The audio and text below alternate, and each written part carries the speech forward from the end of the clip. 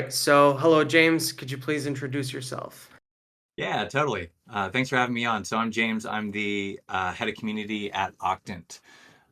It's a platform that launched back in August of 2023, primarily focused around funding public goods via a sustainable revenue model where we're using staking rewards from staking 100,000 ETH to fund public goods in part and running some other experiments within the app as well. Could you please tell me a bit about how Octant was formed and what the mission is currently? So, you guys are funding public goods. How do you do that? Just go into some details there. Yeah, so understanding the project, there's a little history behind it. So we're actually born out of one of the oldest ecosystems in Ethereum. If any of your listeners have been in Ethereum for a while, they might have heard of Golem. Golem's one of these projects that was, I think, in the very beginning of what everyone considers the ICO craze. Golem had a crowd sale that actually predates the ICO mania in 2017, and um, they had this round where they raised 820,000 ETH in 30 minutes, which is obviously, we understand how that actually, accumulated or turned out for the treasury. So, yeah, Golem had this crowd sale, and fast forward to 2019, because the treasury had amassed to such a large amount in USD. The project split up into two entities. So the initial Golem project was based around a peer-to-peer marketplace for computing power, and that project's still alive and well. Some really interesting things going on over there on their side of things, especially related to like GPU, a GPU marketplace that they're going to be releasing this year. But Golem Foundation, the side that I work on, is a split off entity, and we took with it a third of the remaining crowdfunding treasury to explore alternative and novel use cases for the GLM token without distracting them from that core mission. So we're two different sides to the same ecosystem, just trying to bring value to both GLM and more broadly Ethereum. When we split off in 2019, like I said, we took with it a third of the remaining crowdfunding funds. And so when Ethereum transitioned to proof of stake in 2022, that provided us a really unique opportunity, which is more or less how Octant was born. So the basic setup of it is that we staked 100,000 ETH, and every 90 days we run these rounds where over the 90-day period we're accumulating these ETH rewards.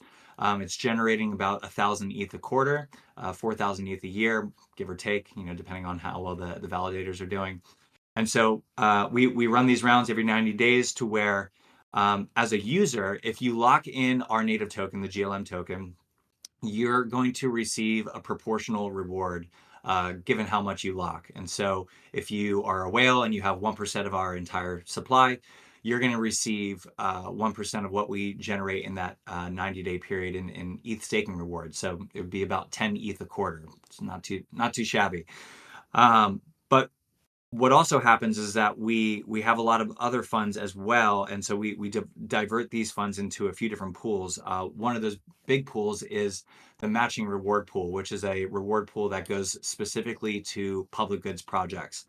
Now, when users receive their rewards in Octant, they can keep those rewards for themselves. But if they decide to donate any of their rewards, or maybe all of their rewards, to the public goods that participate in any given round, then they're effectively leveraging that matching pool. And so your money goes a lot further if you decide to donate versus if you keep it for yourself. And so we've run a few rounds now. We're actually at the end of our what we're calling Epoch 2, but it's actually our third round in total. And yeah, we've seen a lot of really great success and the amount of impact that we've been able to drive to projects like Protocol Guild, TOR Network, hopefully a little bit with Metagame and a bunch of other really great projects. And so we've essentially established a good foundation from which we can build upon for 2024 and beyond. One of the things that has been very interesting to me is how you've managed to get such a diverse range of projects that you're supporting. And I've said it before and I'll say it again, like Tor for me was very surprising. I've known about Tor and have used Tor for years. and seeing it like in the midst of all these crypto projects was very interesting to me. I'd like to know a bit about how these projects are selected and what the process is for some project that wants to participate. How would they go about doing that? Yeah, so we actually met Tor at a live event in ETH Prague, and so when we got to chatting about them, we were sharing the mechanism that we had, and they were obviously, very interested. So it was really cool to sync with them at that live event, and then subsequently having them apply. And more broadly, yeah, the projects that have more or less been participating with Octant heavily revolve around Ethereum and just generally tech. We definitely do want to branch out beyond that. There are some projects that do already. So Giveth is a really pro-social project that distributes funds to a variety of areas on the social side, and so we're really happy to partner with them. But yeah, like I said, the projects generally lean fairly heavily tech. If you are a project that wants to participate, we have a pretty simple set of criteria that for projects that aren't eligible. So if you're a VC-backed project that is for profit, that's generally going to exclude you from being able to participate in an Octant round. And then also if you're building like a tech product and your code is closed source or it's not fully open source, then we tend to disqualify you there as well. But if you generally meet those benchmarks, then you are definitely eligible to apply. We're refining our process. So by the time your listeners hear this, the process is going to be pretty simple. Where we're going to have a form that you can fill out, and we'll have this posted everywhere. So you can follow us on Twitter. You can go to our docs at docs.octant.app. I'm sure we'll have other spaces like in our Discord as well that you can find all this information. But we'll have a form that you can fill out. It's generally just going to ask you the standard questions of, what your project's about, where you've received funding in the past, what do you hope to accomplish if you are going to receive funds from Octant, yada, yada, yada. After a little back and forth, just to make sure that you fall within those criteria that I just outlined a moment ago, then you will have this information public to our community, because Octant at the end of the day is a community-driven app where it's a community that decides if projects receive funding at all and how much funding that is. So the information will be posted on our Discord. The community can review it, maybe ask some follow-up questions. And then generally, we each round have a limited amount of spaces from project rollover from the previous round. So there's going to be a limited amount of spaces that new projects that are hoping to apply actually have. So we host a snapshot poll to see which out of the many projects that are hoping to join us are most strongly signaled by our community. So after a period of community review on the Discord, we'll have that snapshot vote, and the top projects, depending on how many spaces we have, get brought in to the next round. And then, yeah, you are in the running and participating within the 2-week allocation window. And we try to do our best to support you there as well, hopefully driving some impactful funding your way. How did Octant come about? So I remember you said that Golem managed to raise a lot of funds. Those funds today are worth a lot of money, and they want to redirect some of that into supporting the community and growing the general ecosystem. But what were the steps before Octant came about, and how has it changed since it was formed? Yeah, really good question. So I think the motivation behind it stems from the history of Golem. And again, if your viewers are aware of Golem, it's not the rosiest sort of reputation that the ecosystem has had. When you generate such a large amount of money from the broader Ethereum community, there's high expectations there that you're actually going to deliver impact back to that broader Ethereum community. And I would, if I'm just being honest, I think that there's definitely been a strong sentiment that Golem hasn't given that impact back. So recognizing that our leadership really did want to give back to Ethereum because Ethereum has been extremely beneficial and supportive of Golem. So that was the motivation behind it is looking at how we might be able to do that. And so, when you look at projects like Gitcoin and Giveth, ClearFund, I mean, I can go on and on about projects that have been kicking butt in terms of driving impact into the public goods funding ecosystem. That was just a natural space for us to bring this sustainable sort of revenue and see if we can build a model that both benefits our ecosystem, but more broadly the Ethereum ecosystem. And so that was the motivation behind it. Now, what's changed is we had certain assumptions about the initial design, and I can dive into that a little bit. So, as I mentioned, user rewards when you lock GLM into Octant, they're proportional to how much you lock in. And then we have a certain amount of money it's a square root function based on the total amount of GLM that's locked into Octant during the given funding round.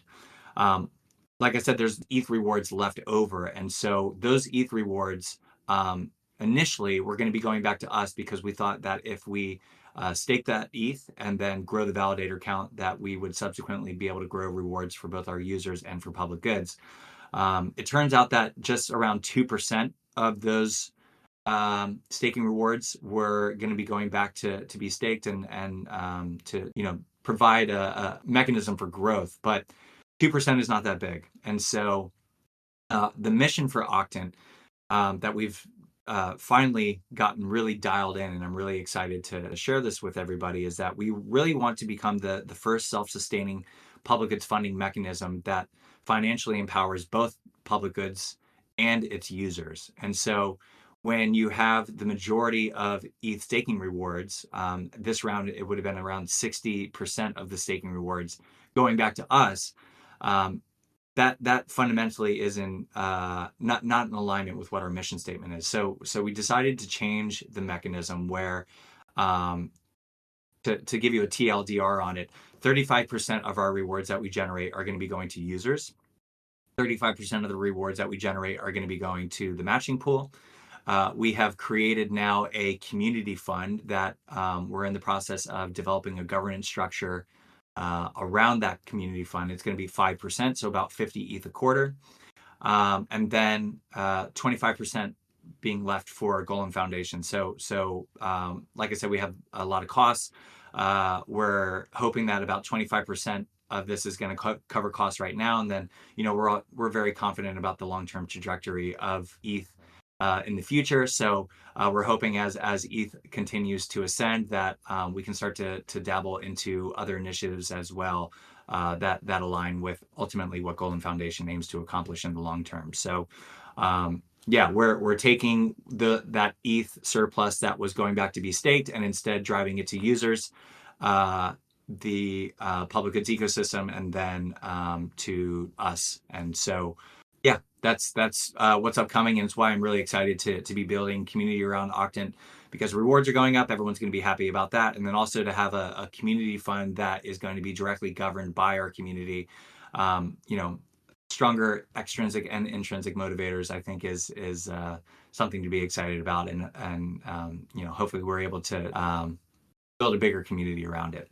To go back what you said about your mission being the first self-sustaining funding mechanism, that is a very difficult mission, at least from the way I think about it. Like, you have this initial amount that you have locked up that is earning you a percentage of interest that you're then redirecting back into the community, into satisfying a bunch of different parties, and a bit of that goes back to Octant so that those expenses can be paid.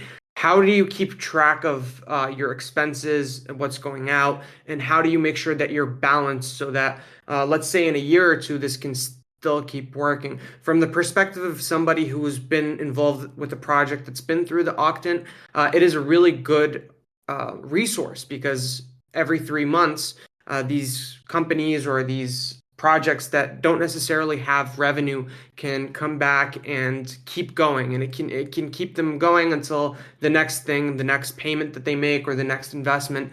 So how are you keeping track of all of these numbers? Yeah, it's a good question. So rewards for users are always going to remain linear. There's some nuance to what I said about the user rewards getting a bump up to 35%. That's just to incentivize, kind of like how Ethereum did when proof of stake first came about. You know, there was really high APR to get people to start coming in and staking their ETH.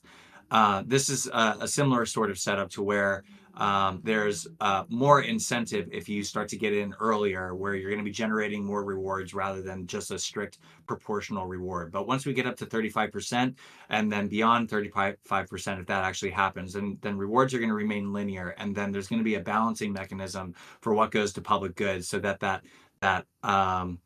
the finite amount of what rewards we generate stays, I guess, in healthy equilibrium. So in terms of what you're asking about, in terms of our costs, we have done a really good job at creating runway for ourselves for the foreseeable future. So while we do have costs and while we're going to be using that allocated amount that I referred to before for those costs, we do have some cash in the bank as well that's going to sustain us for a while. So we're confident that, during the next bull run, we should be able to last at least till then, between what we're taking from the Octant revenue and from our cash reserves.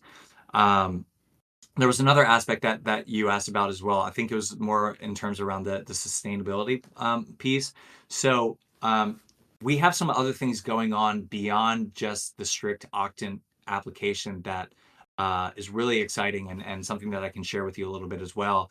Um, because there are really interesting pieces of technology now, most specifically with DVT, we've been starting to explore how we might be able to get a little more creative with our staking setup to attract more capital to Octant. So going beyond just the 100,000 ETH that we have staked. There's a particular project that we announced a partnership with called Diva, which is a DVT solution wrapped with a liquid staking protocol that we are behind the scenes right now developing, I guess, what you could consider like a rocket pool like setup, to where liquid stakers are going to be able to come and bring their ETH, stake with us, get a really attractive APR, and then we're because they're getting that really attractive APR, what we're going to be doing is skimming just a little bit off the top. That's then going to bring more capital into the public goods funding matching pool. So what we're just like what we're trying to do with Octant, where we're trying to balance extrinsic and intrinsic motivators. Same thing that what we're going to be trying to do here with this other mechanism, where we're trying to promote, come stake with us. You're going to get a really powerful extrinsic motivator and a much more attractive killer APR. But at the same time, you're also going to be contributing to the common good with a little bit of this revenue going to the public goods funding mechanism that is Octant.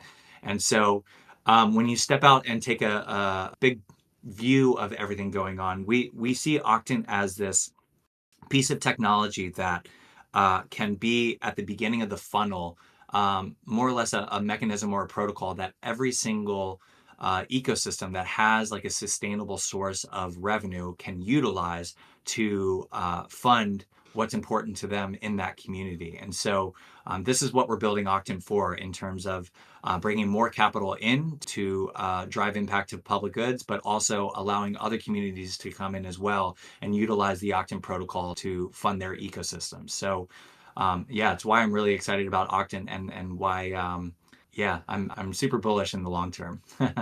One of the biggest complaints people have about generally staking in Ethereum is that there's, I think, three different pools that dominate the space.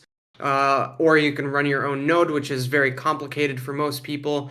And there's a whole bunch of security risk, not only for like the individual that's staking, but also for the whole ecosystem. The fact that there's only a few that are doing this, it centralizes power a lot. I was not aware of. I've heard that you guys are doing something with Diva. I wasn't aware that this is what you're trying to tackle. I want to know though, how are you staking currently? Are you running your own nodes, or is this going through some pre-existing solution? Yeah, so we have a solo validator set up. So all 3,125 validators that we have are solo. solo setup. We're using primarily minority clients, but I know we do have some Geth clients as well, which was a little scary given the recent news. And so there's now a little fire under our team's collective butt to, I think, make sure that in the long term we are not going to have potential issues related to using a minority or sorry majority client. Um, but the setup that we have is actually quite unique because one of our close friends is the Cubes OS team, or the team that built Cubes OS, Invisible Things Lab. Joanna Rutkowska is she's worked very closely with us. She was building another product with us called Wildland. But yeah, the Invisible Things Lab team helped us build this extremely secure solo validator setup that we are now in the process of refining so that it's much more, I guess, open to whatever client you're using. You can take this piece of technology and in essence fortify your solo validator. So we're building that so that the staking community can take that if they want to be extra security conscious for their staking setup. And we'll have more information about that as we get closer to actually releasing something. But yeah, we're using all solo validators for ourselves, and then I think the idea with Diva is as it becomes battle tested, we're going to slowly start migrating more of our ETH over to this setup, because obviously the DVT solution provides extra benefits, as well as what Diva offers in terms of liquid staking solution, getting a more attractive APR so that we can more broadly benefit our users, public goods, and the ecosystem in general. And Octant is, yeah, it's just a win-win-win all around. I want to dive into the social situation that you have. So you guys are running the space and you're contributing to the ecosystem. I could tell, or at least I imagine that there's going to be a lot of challenges that you run into dealing with a bunch of people and a bunch of different projects. And so I'd just like to know a bit about what kind of challenges you've been running into and how you've been dealing with them. Well, I mean, one challenge is definitely the Golem reputation. I think we've definitely had to step firmly into the spotlight and take some criticisms that rightfully so are coming from people who feel the need to voice those criticisms. And to a large degree, I agree with them, right? I think I'll share my history a little bit about how I got brought onto the team. Is I was one of the most vocal critics of Golem in general. I've been with the ecosystem as a community member since they first started, and I had a lot of opinions about how I thought that they were, I guess, you know, making decisions that weren't to the benefit of the Golem ecosystem. And so I was writing these really long-winded tirades about what they should be doing, and really sticking my neck out in a way that probably wasn't most I guess polite. And so fast forward a few years, one of the team members on our team went back and started reading all of this stuff that I was ranting about on Reddit, and uh, recognized, I had a lot of passion for the project, and essentially convinced my boss Julian to give me a shot in joining the team to start solving some of the problems that I've been complaining about for years. And so I ended up joining the team and essentially moved to the complete opposite side of, rather than being part of that committee that was complaining, having to share, the intentions and the motivations, and that no, we are actually trying to give back in a way that everybody feels that we should. So on the social side, yeah, we've definitely, I guess, early on had some criticisms that we've been addressing, and I think at least on our side of the ecosystem, there's definitely been a warmer sentiment versus when we first jumped into the spotlight, so to speak. Beyond that, I think there's still some challenges where we have a plutocracy right now. So it's when users decide to donate any of their rewards, it's a proportional amount of your rewards that effectively leverage the matching pool. So if there are whales that are donating to the matching pool, they get to effectively leverage the matching pool much more effectively than a small fish. And this is pretty antithetical to the public funding ecosystem, and something that we definitely recognize as a barrier to entry for people who really do want to fund public goods using the Octant mechanism to do so. So we're looking hard at how we might be able to better align with people who care about funding public goods, and how we can tinker with our mechanism to better align with that. Additionally, I think there's a lot of questions about what our mission is long term, or how we're actually going to execute upon that. So we're having a lot of strategy calls, and figuring out like what does Octant look like in 2, 3, 4 years from now. And so getting really clear on that, I think, is going to be really important. And then one other challenge, I think, is figuring out the governance design for this community fund that I had alluded to earlier. Um, we definitely want to be really inclusive with our community, but anytime you're designing something around governance, there's trade-offs, and how we can be inclusive while at the same time protecting from threats and everything else that governance tries to design for. That's going to be challenging, but I look forward to that challenge. To go into the experience of projects that are in the Octant. So I think we've had this conversation before, but for me it's a really important conversation. Uh, Given that I one have been involved with one of the projects, and I've also spoken to a lot of projects that are also involved. I want to understand what the strategy, or what is the dominant strategy that you're seeing people are taking. Has it been changing quarter to quarter, or has it generally been the same? And what would you advise projects to do to kind of get themselves out there so that they could get the message across to the not only the right people, but to the Octant community in general, of what their project is about and why they should allocate some of their funds towards that project? Yeah, I think there's been a little bit of frustration, and rightfully so, from projects that have participated in the first couple rounds that we've had, especially if they haven't been doing well within the round. Our community is really small right now. I think we have just about 600 or 700 users that have locked GLM and are able to, or eligible to participate in funding.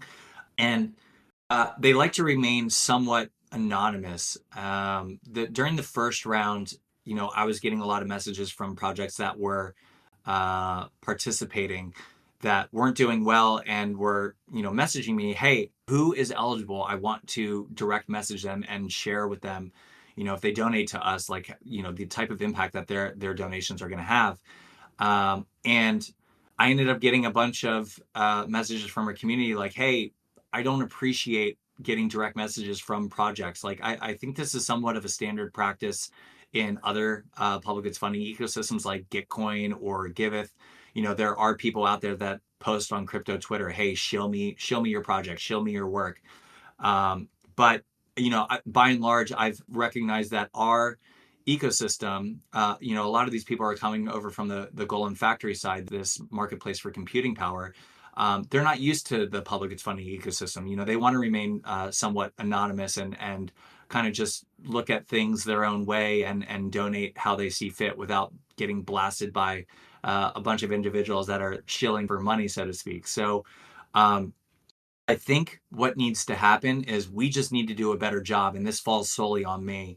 We need to do a better job of building a more diverse community, so that we have these projects that are participating clearly in the spotlight. We have a diverse community that's able to go and see. They're aware that the funding round is taking place, and there's motivation to go and dig into what projects really resonate with them, and donate subsequently to these projects. I think for us, we didn't have a really strong mission for a while, and that was hurting our ability to really rally a community behind. So as I mentioned before, we're working really hard in trying to define what that mission is, and because we have these concrete sort of laws around what we're able to do. Anything that we design has to be built around the GLM token, because the GLM token was front and center of what drove all this ETH to our treasury. We thought at first that that was going to be a barrier or some friction towards designing what we want to design, but we recognized, hey, there isn't any public goods funding mechanism that also financially supports its users. Generally, these public goods funding mechanisms ask users to donate small amounts and then they effectively leverage a matching pool. But what if we were able to financially empower the user as well? And so um, with a stronger mission now, I think we can now start to establish very strong rituals and culture for Octant. And that's what I'm really excited to build for 2024. And so hopefully projects won't have a hard time finding that audience that is willing to listen to them in subsequent rounds, to where they're then gaining that support and are happy at the end of the day with how the round ultimately unfolds. But just to give you a TLDR, I understand right now projects have a little bit of frustration. They're not sure where to go, and I agree with them. That is because our small community right now likes to remain somewhat anonymous, and so I'm going to be establishing strong rituals and culture to hopefully create a stronger bridge for the projects that participate in having an audience. That makes a lot of sense, and I can definitely see why people would. I'm aware that you guys have given the GLM lockers the option to either take their rewards to themselves or to put some of it or all of it into supporting public goods.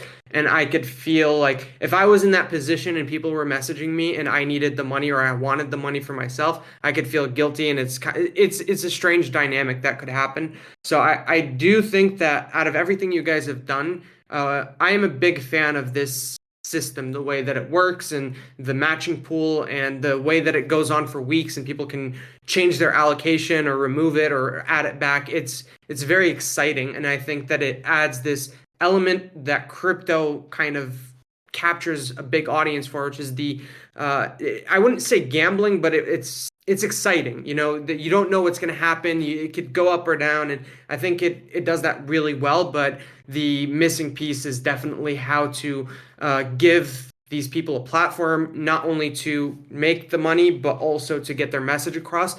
Because I've participated in Gitcoin funds as well. And that experience to me is not that great in general. It's very difficult because, like you said, they don't actually push you. They just put, they make a post and you can go on that post and decide what you want to do. But there's no push.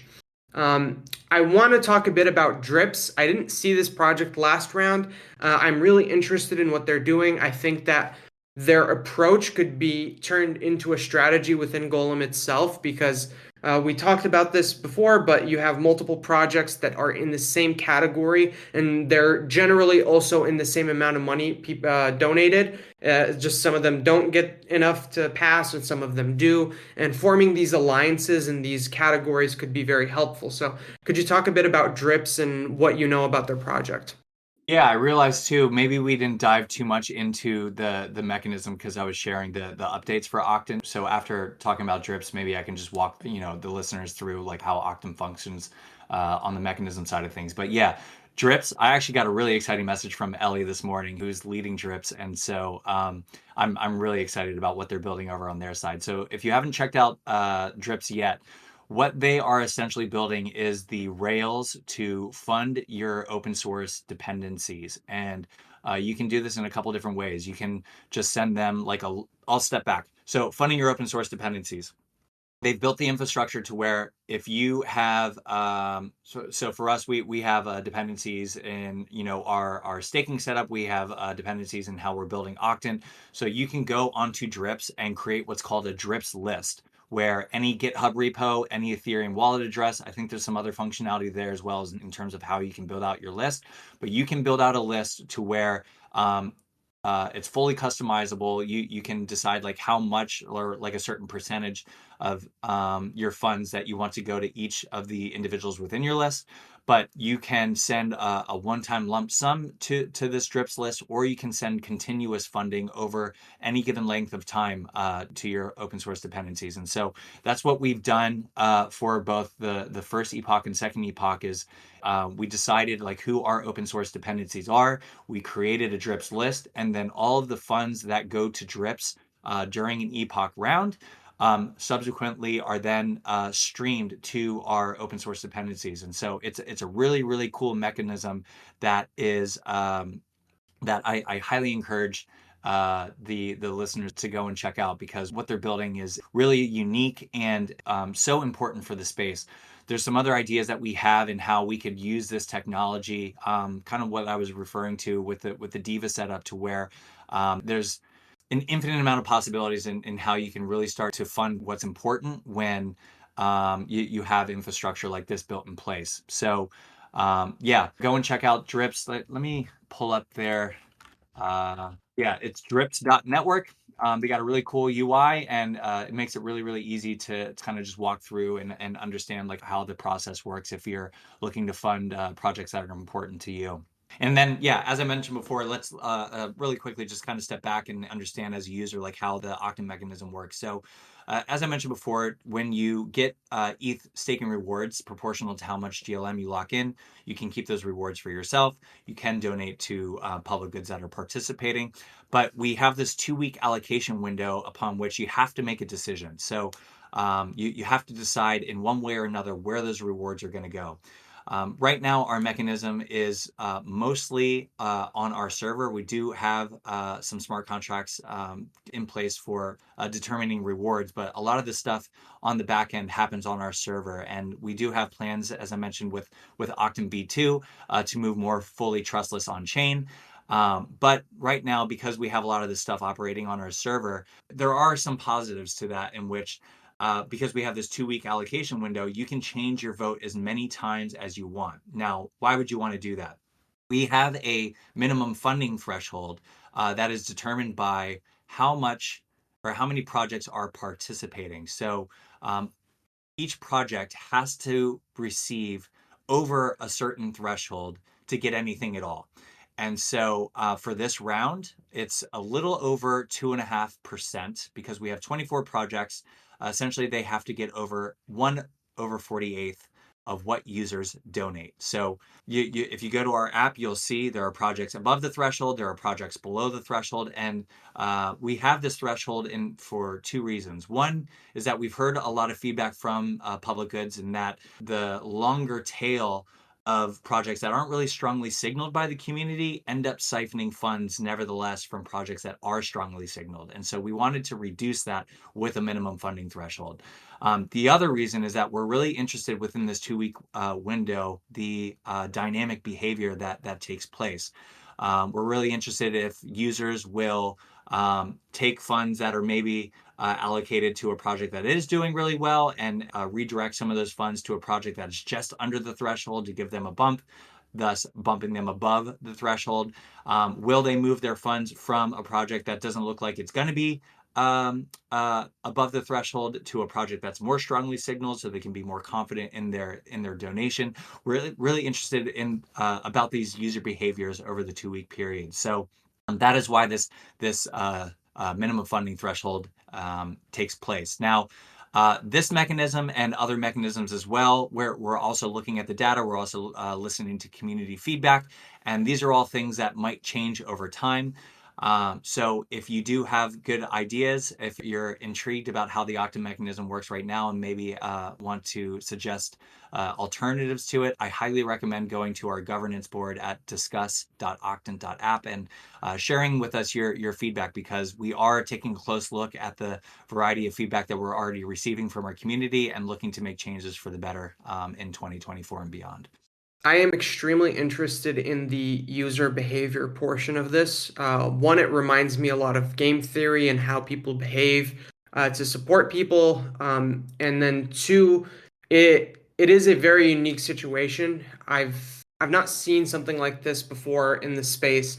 What I want to know now is like what have you personally learned from how people are behaving through the Octant, and do you have any intentions on sort of taking this and turning it into a more dedicated research experiment and sharing the what happens, or is this something that you guys want to keep personal and private? There's just so much questions that I have over this, but let's just start there. Yeah, totally. So I think at first, like um, that was our primary motivation, or kind of what we were calling our mission statement at the time, was this was this platform for experiments. We actually thought that it would be cool for Octant, because we had this sustainable source of revenue coming in, to be an experiment as a service platform, to where if you had some kind of delegation framework or some kind of Sybil tool that you wanted to see if it worked in a real life environment where the end user had real money at stake, that you could deploy your tool in Octant and then get much more valuable feedback than just purely based on a hypothesis, or running it on a test net. But our learning was that this isn't a very strong mission by itself. Uh, while we can have this sort of intention, rallying a community behind that as your mission is not going to be strong enough towards building this diverse community that we're ultimately trying to cultivate. So that was a learning lesson, and in part what drove us to looking at changes within our mechanism that I was alluding to earlier. I think another lesson that we had learned is that just funding public goods on their own is not something that you're going to find like a community that just comes to you in open arms, right? Like there's already a lot of public goods funding mechanisms out there, like Gitcoin and Giveth, ClearFund, the list goes on. And so it's really important that, if you do want to start building a strong community, A, you need to have that mission. B, you need to have unique, product market fit. You have to bring something unique to the table. Otherwise, they're just going to continue to use the mechanisms that are already there and established. I think, as well, as I mentioned before, we don't really have strong rituals and culture yet for our community. And so that is definitely something we want to start to cultivate. Because without that, there's just no reason for an individual to continuously check up on you, and to, they don't have a strong motivator in why they should be spending their time with you. Yeah, beyond that, I think I'm not sure if there's other lessons learned yet. I think, there are some hypotheses that I have about how we can continue to build community. We're really interested in this holy grail of what might bring in the degen and turn them into a regen, and I have some really strong hypotheses about that, but we haven't learned anything yet, because we just switched the allocation mechanism as of yesterday. So yeah, we're definitely going to be exploring that in the future here, but I'll have to put that one on ice until we have some data around that to share. So I don't know if I had this conversation with you specifically, but I was talking to people about like cults and how cults manage to get such a wide appeal. Like one person sets up a system and then attracts people. This system then is used to extract money from the outer layers to within the center, and the center is the cult leader and the surrounding people. And I think that outside of the abusive like behavior that these people try to enact in their communities, there's a lot of like learning experiments there, which is a lot of people don't necessarily care about money after a certain point. Like it's good, but then they want to put it somewhere. They don't just want to have it in their bank account. And then what they want to put it to is what is taking up a good chunk of their life. So if I spend hours and hours a day in watching a certain creator or in a certain community, then I am more willing to put money into it because I want to see it succeed and I want to see it thrive. And then what you said about rituals is very important because a common behavior in a lot of cults in general is that when somebody joins, they have to go through this initiation process. They have to do these rituals to get closer and closer and have more and more influence. And they have to live within a culture. So how do you replicate that in an online environment? And how do you do it in like a very positive way where you're not actually hurting people or manipulating them? That's a different story since we're talking about a project here. It's just very interesting to me how do you think you can establish a culture and what kind of rituals do you feel like would fit into what you're doing? I think giving your community a reason to check in on you is first and foremost. And so establishing regular spaces where we are connecting with our community, where championing what our mission is, and then allowing people who align with that mission to come and join us and share with us their experiences. I think a really big part of that is connection, right? Like any community that does well is because it gives the individuals in that community a sense of belonging. And so, establishing that sense of belonging and championing the community members who fundamentally align with what our mission is, I think is extremely important.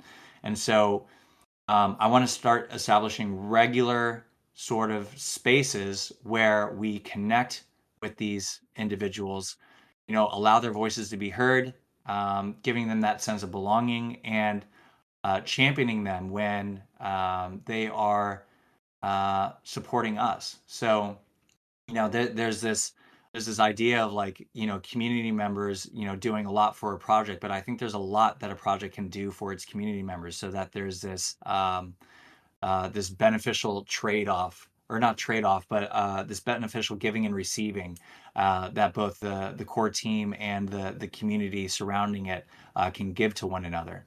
So I think fundamentally that's where we really need to start going with Octant, and is totally achievable. I mean, I think that this is a really strong mission that we've cultivated for Octant, and now just driving that sense of belonging with people that align with us is just the next step, and something that I'm looking forward to. I'm always surprised. A lot of people have criticism towards NFTs and like the fact that, they don't necessarily have any inherent value. But all of these NFT projects that are successful have that one common thread, which is they're able to create a community and give people a sense of belonging and a badge to, you know, it's a filtration system for specific types of people that have some thought process. Like some of the most successful ones I would say is like Milady or the apes. So there's a common profile for the people that tend to join these things. And I don't see any like financial product or public good or region product that is able to replicate that. I don't know what it is. Have you ever given thought to, or is this something that people like you in your community look at to try to replicate? Is there anything that you've learned from these types of projects? Yeah, I definitely look at them. I think one project that actually is doing this is Public Nouns. So they forked Nouns, and Nouns actually does a lot for public goods funding as well. But Public Nouns specifically forked from Nouns, and you can go and buy a public noun, and then that money goes into the treasury, and their treasury is, as I understand it anyway, largely driven to fund public goods, which is super, super cool. But yeah, there's definitely a lot of learnings there. I think, a lot of NFT projects do look to capitalize financially on those projects. And so I guess going back to, a previous question that you had asked in lessons learned, another one was as well that a lot of our core team members, I think, thought that donations just by themselves were a very strong intrinsic motivator for people to go and join Octant. But I think that when you have a mechanism like ours where it's required for you to go and buy GLM, which in my opinion is an investment, you're automatically injecting an extrinsic motivator into the mechanism, which then starts to change like the psyche of the individual that's joining you in the first place. So I feel like you really have to meet those people where they are, rather than shoving the idea of go and donate because donate is good, even though you went and invested financially by buying our token. So I think understanding what drives users to donate is something we would really like to learn from this. And yeah, definitely looking at what NFT projects do would be yeah, a really good idea for me to start exploring even deeper. While I do that a little bit, I think I could definitely ramp that up to understand it on a more fundamental level. And yeah, I appreciate those comments. It'll definitely give me a rabbit hole to start going down on a little bit more. I could see a situation where when somebody wants to buy into Octant, instead of having to purchase a token directly, they purchase this sort of middle object, which doesn't necessarily, like you say clearly, this does not have value. This is just a sort of membership token or whatever. And then behind the scenes, that's actually purchasing the tokens and locking them up for the user. Then they can always sell it back and receive the funds that they wanted, that they had in the first place. By doing something like that, you kind of disassociate future investment idea from the, membership in a public goods community idea, and I think you would attract a different crowd. For me personally, I've been wanting to buy GLM for a while, and something that happens to me is like I kind of put things off and later, and then the motivation wanes, right? Because the amount that you can get from it is based on how long ago you locked up your GLM, or at least that's what I knew a few months ago. I don't know if it's the same now. So there's a lot of things like this to think about. I have like 10 minutes left, so I want to ask you a few questions about yourself. Uh, Excuse me if it's repetitive, but it's important, and I feel like people should hear, like what is motivating you to work in this space? Where do you see things going? But let's just take it one by one. What is motivating you to work in this space? Mm, I think for me in joining this project specifically, I saw the potential of this GLM ecosystem, and that's always why I've been sticking around to it. When you have a project that is building a marketplace for computing power, and you see the unlimited amount of compute that's generally going to be needed as we start moving into the future, there's unlimited potential there.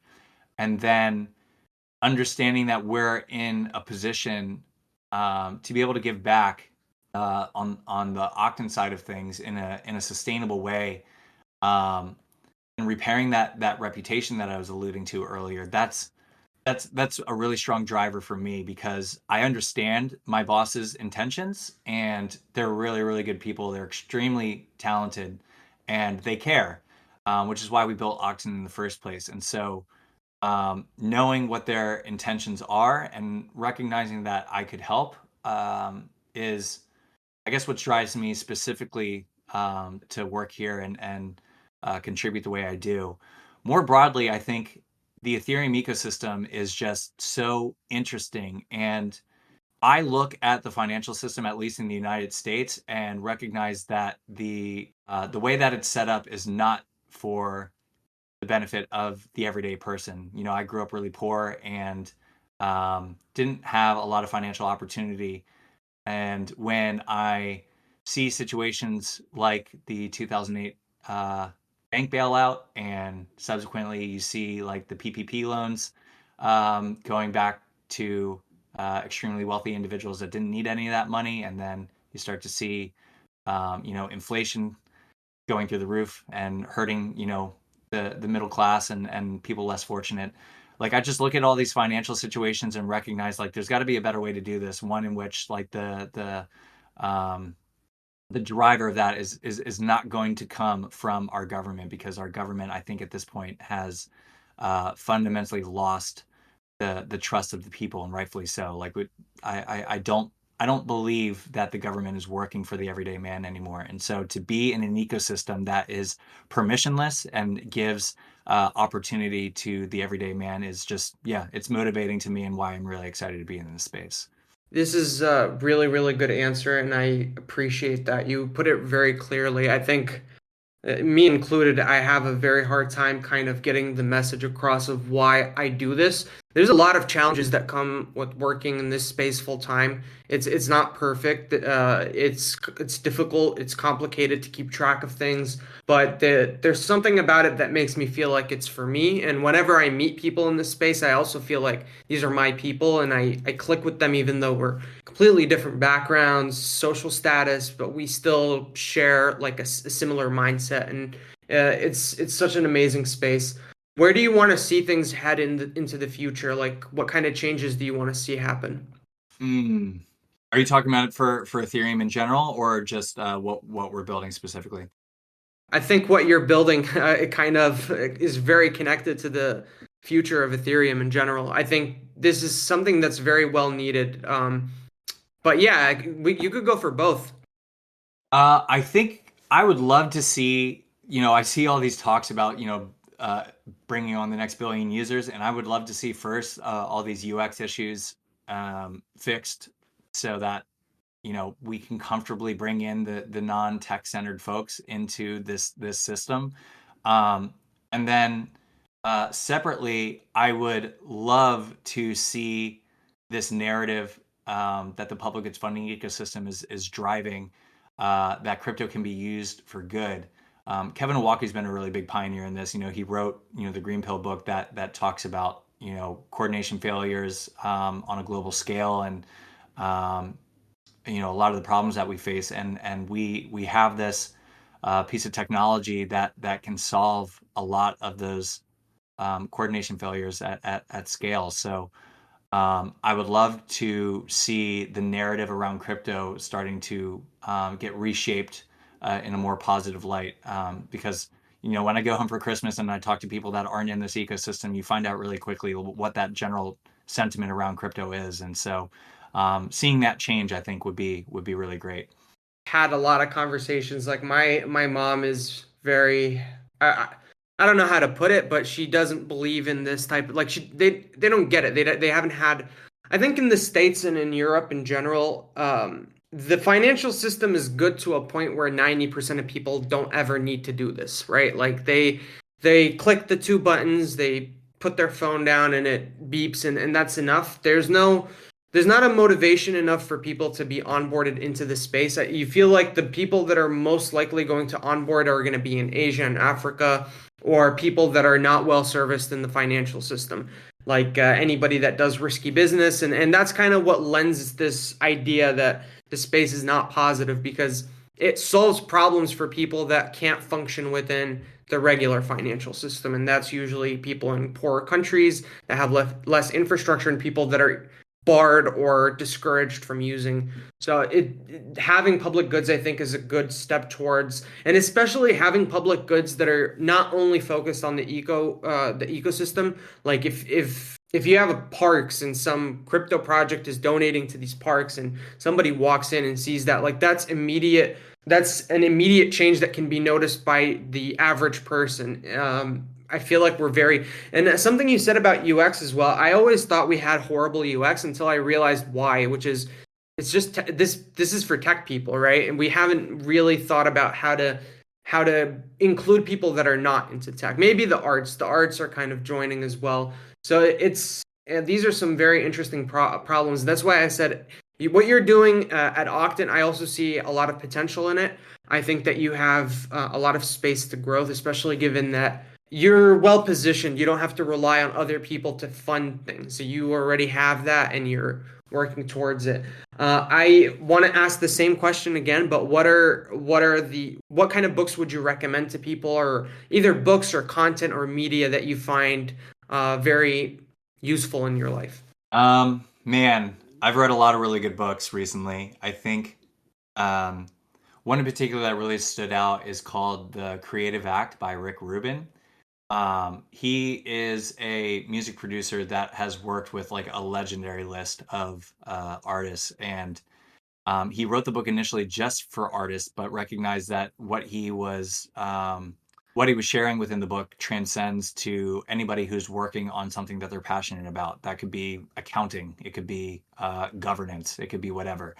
And it really struck a chord with me the way that he articulates certain things, and I would highly recommend anybody that's looking for this for I guess a little motivation in what they're building to read that book, because you can really tap into what he shares there to drive a stronger motivator towards what you're passionate about.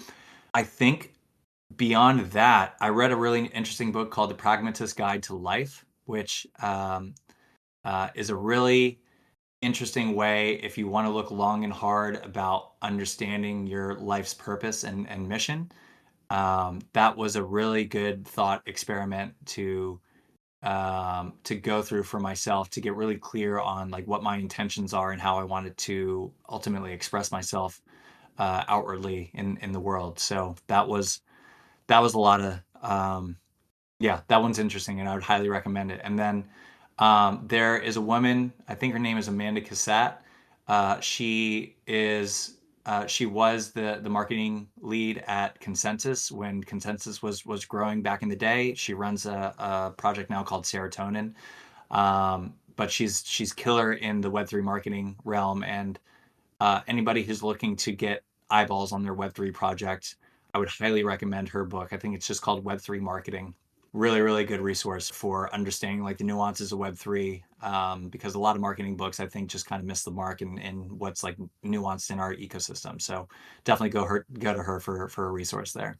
Thank you so much. I am definitely going to check out the first one. I find that very interesting. I want to get into reading more creative stuff. I think I'm very skewed towards like very tech heavy books or like history, and I want to try to find something else. So I appreciate the recommendations. I hope somebody listening also tries it out and likes it. Thank you so much for taking the time to do this. It's a very important conversation for me. I think what you guys are doing is very inspirational. So I appreciate your time, and hopefully we'll speak again. Yeah, man, I would love to come back on, maybe after we have some more data and interesting things to share. But nevertheless, I really appreciate being on here. It's a fun conversation. So yeah, thank you. And I'm just going to leave all of the links in the description. So if anybody's interested in checking out the project or your Twitter or LinkedIn, I'll leave it there. It might be useful. And yeah, thank you. See you guys in the next one.